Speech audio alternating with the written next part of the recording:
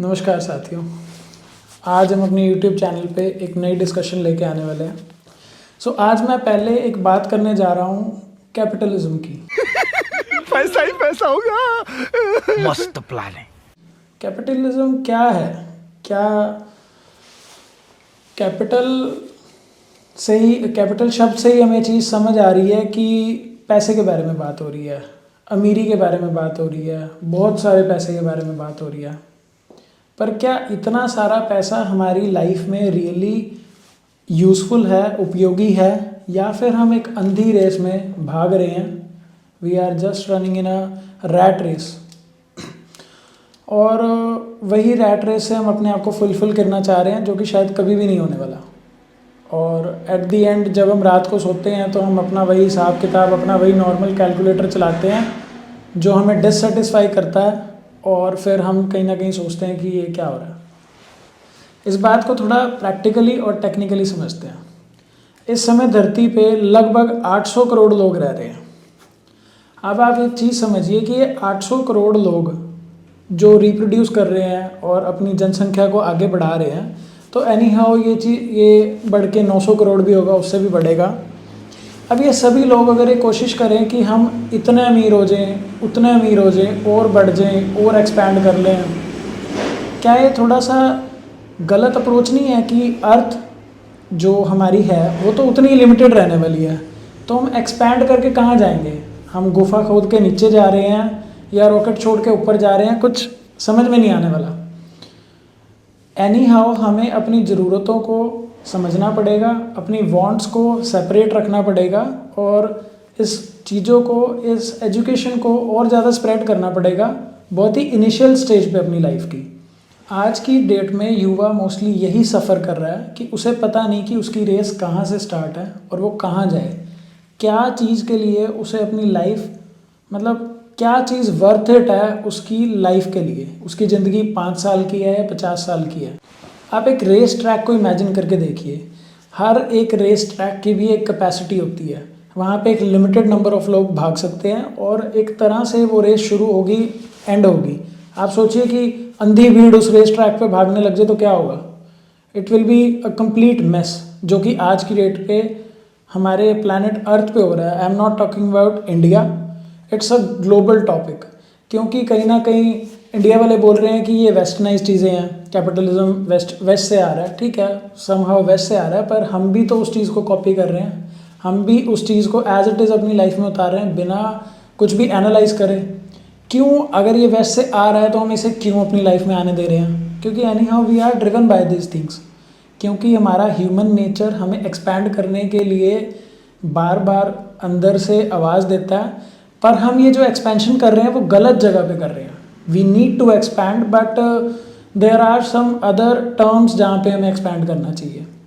जैसे कि पीछे मैंने थोड़े दिनों पहले अपने इंस्टाग्राम पे एक पोल डाला था, जिसमें था कि physical health, mental health, spiritual health and financial health. तो सबसे ज़्यादा विच इज़ मोस्ट इम्पॉर्टेंट, आपको क्या लगता है? मोस्टली युवाओं का जवाब था मेंटल हेल्थ। और देन आई गेस्ड कि ऐसा क्यों था?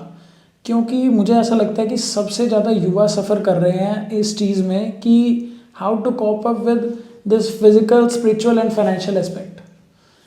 वो चारों एस्पेक्ट हमारी लाइफ में हैं, बट एक्चुअली ये चारों एस्पेक्ट हमारी लाइफ में इक्वली इम्पॉर्टेंट है। आप इस चीज़ को इनिशियल स्टेज से समझिए। First comes our physical health.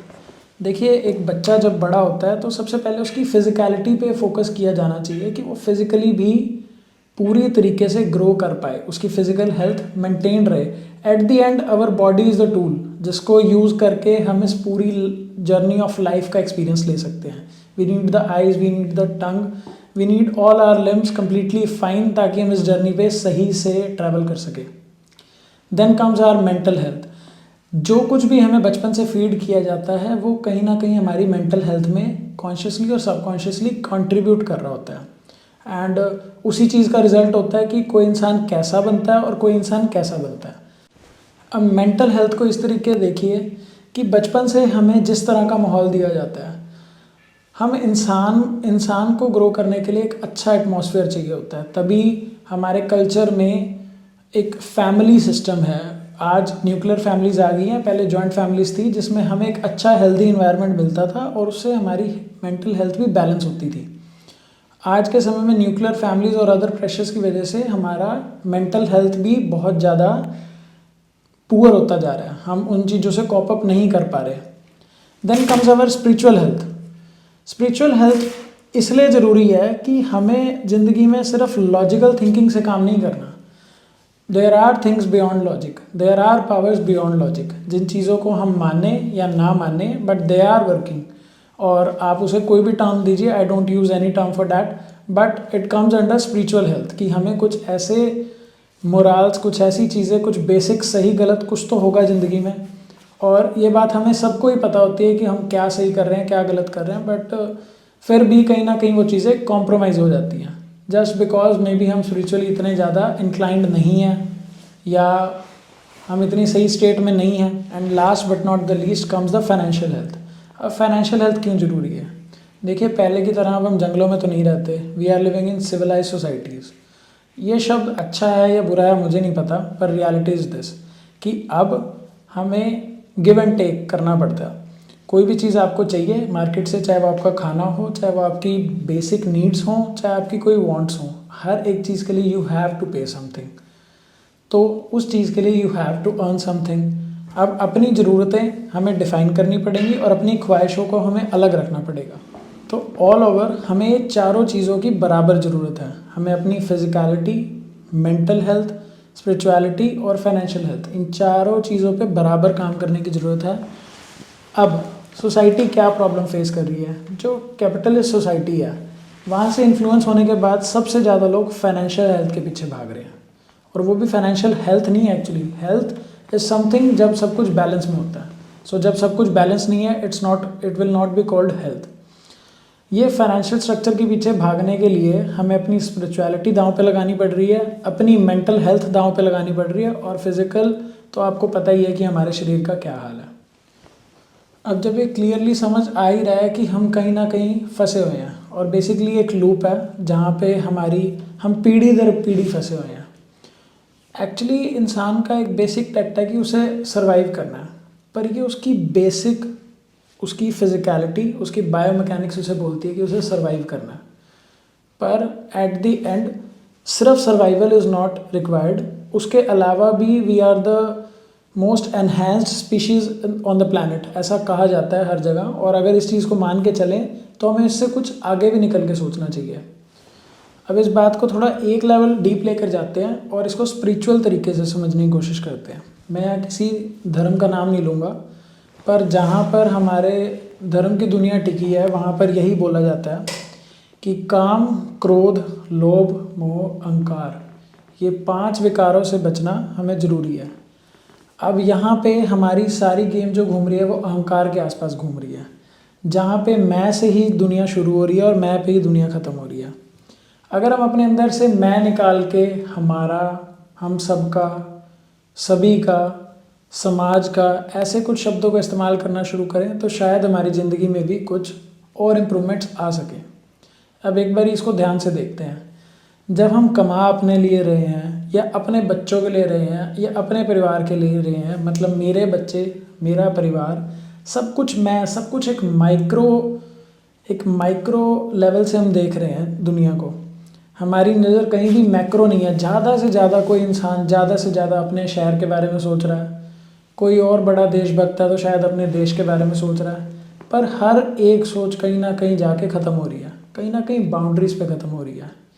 एक बारी अपने आप को लिमिटलेस इमेजिन करके देखो, सब चीज़ों को अपने साथ, एक होता है मी वर्सेस द यूनिवर्स, एक बारी मी एंड द यूनिवर्स, या फिर उसी यूनिवर्स में अपने आप को ढूंढ के देखो, आपका प्रोस्पेक्ट शायद बदलना शुरू हो जाए।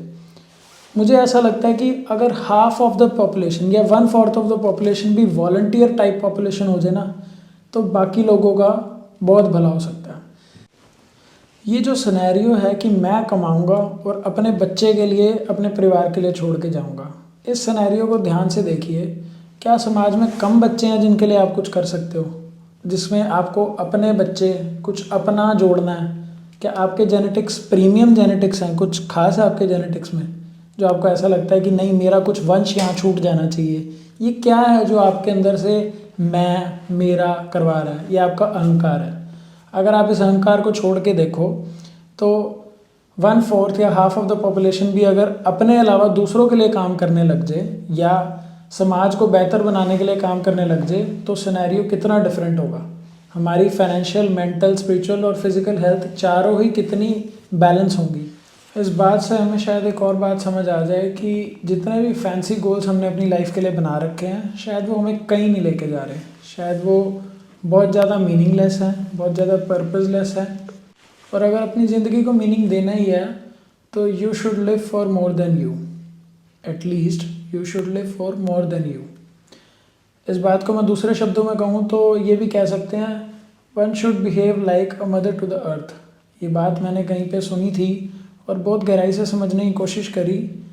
अगर हम एक माँ को ऑब्ज़र्व करें तो उसके नेचर में सिर्फ देना है, अपने बच्चे को, अपने परिवार को सिर्फ प्रोवाइड करना, कुछ भी वापस रिटर्न में आ रहा है पर सिर्फ प्रोवाइड करना, सिर्फ कुछ अच्छा देना। तो अगर हम सब ऐसे बिहेव करने लग जाएं तो शायद हम अपनी बहुत सारी प्रॉब्लम से बाहर आ सकते हैं बहुत ईजीली। और एक और बात कह के मैं इस बात को समअप करना चाहूँगा कि one should behave like a volunteer to the cosmos. हमें इस कॉस्मोस का, इस पूरी जितने भी सिस्टम को हम समझ पा रहे हैं जहाँ पे हम रह रहे हैं, I won't name it just a solar system, इससे बड़ा भी शायद कोई सिस्टम हो सकता है। जितना भी सिस्टम हमें समझ आ रहा है, इस सिस्टम के सेवक बन के अगर हम रहेंगे तो शायद एक बेटर लाइफ जी पाएँ। इस सिस्टम को कुछ देने की कोशिश करेंगे, शायद कुछ ना दे पाएँ पर एटलीस्ट हमारा पर्पस, एटलीस्ट हमारी कोशिश, हमारी इंटेंशंस तो कुछ देने की हों।